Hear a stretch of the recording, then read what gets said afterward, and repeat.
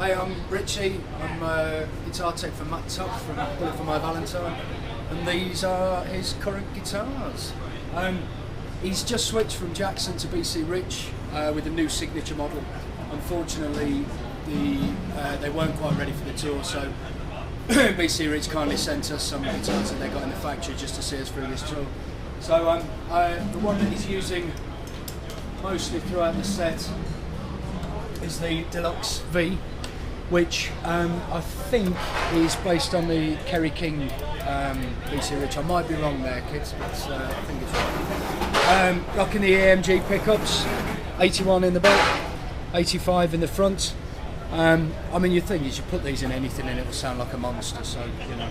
But these the guitars that they sent us are actually the kind of higher end of their range, so they're very well made. They're serious bits of kit and they sound awesome.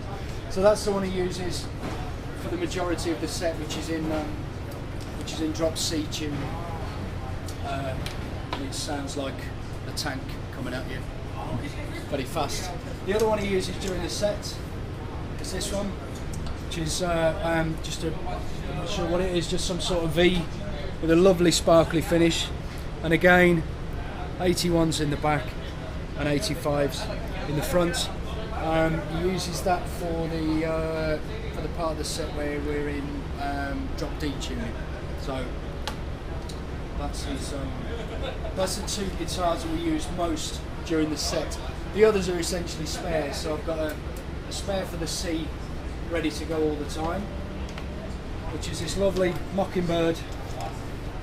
It's got a smashing finish on it, which looks lovely, but is a pain in the backside to clean. You can't really use any product on it or anything, so it just, I mean, look at that. I've just touched that, look at it. Let's get rid of that, buff that out. There we go. Again, sorry to repeat myself, 81, 85, classic, good sounding heavy metal pickups, really, you know, can't go wrong. So that's just essentially a spare in case this one goes down during the show. And the spare for the D guitar is this very, very metal Warlock. And once again we have the EMG 81 in the back and the EMG 85 in the front. As awful as this guitar looks, I don't mean that BC Rich, it's a cracking looking guitar. It sounds insane. It's just, he has trouble playing this one because of just, firstly how it's weighted, because when he kind of sits on, he has a tendency to do that. And with him being used to V's, and they're kind of always there like that, he struggles a bit with this. And also he's been having a load of new tattoo work on his arm just there, and that is not really conducive to tattoo healing, really. So that's just that's kept as a spare for the D, and that's it. That's as complicated as the guitar side of thing gets. And then to move over to the rig, PV6505s do exactly what they say on the tin. You know what those things are going to sound like when you plug them in. They're going to sound like a loud, heavy metal guitar.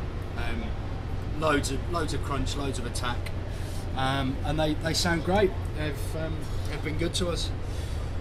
Wireless system, what can you say about that? It gets rid of the mucky muck. Aside from that, that's it, you know.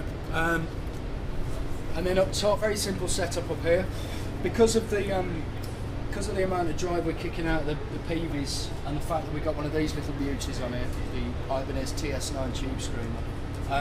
It's pretty noisy. It's very difficult to control feedback and just keep everything, especially with the sort of stuff that they play. It's kind of chuggy stuff, very kind of you want to play the note and just have go rather than a load of noise. So we've got two noise suppressors on there, one before the tube screamer and one after the tube screamer, and essentially tube screamer is left on all the time. There's your tone right there. Amazing pedal. And if you find any of the originals anywhere, just buy them, because you can name your price for those things. They're amazing. because they don't make them anymore. Well, they kind of make them now. They make essentially a replica of the original, which is all right, but it's just not got quite the same tone. And then during the show, I operate his pedals. When I say operate his pedals, it sounds far more exciting than it actually is. All I do is if he's holding a note, doing any soloing, ringing out chords, I take off noise suppressors as he's needed, really. Usually just this one, but if he's holding a particularly long note and the light starts flashing on that one, I'll knock that off as well.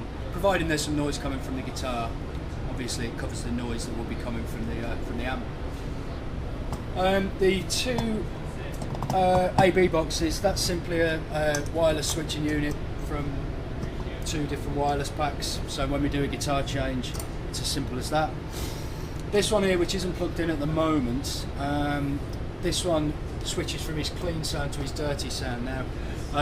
The clean sound we're not using today, we're not doing that particular song, so it's not plumbed in, but it's basically the Line 6 pod, the X3 Pro, which we used to use the Roland JC120 to do the clean sound. This thing does it really, really nicely, and it's that big and just sits in the rig. So, so that's just fired through here. His signal goes out from the wireless switcher out to a tuner at the back of the stage that he can use if he needs to. A wah-wah pedal out front by his mic stand, and then it comes back through and back through here, and it goes through this AB box. When he's playing clean, obviously switch it to clean, and when he's playing dirty, switch it back to dirty. And that is as intricate as it gets, really. It's a very, very basic setup he uses, but it sounds absolutely great. And you know, it's one of those classic cases of less is more, really. You know, you tend to find you can stick effects after effects after effects after effects in a guitar chain, and you know, half the time it won't sound as good as a guitar straight into the amp. So that's kind of what we're doing here. Oh, you might have spotted this just on the corner. That's just in case I have any problems with the rig. If anything goes down, I can literally just throw in a cable straight out of the wireless splitter into there and into the amp, and just bypass everything else, just essentially to keep the show going.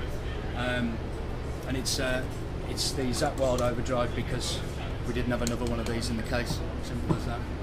So that's it, really. That's Matt Tuck's setup in a nutshell. There you go. Thank you.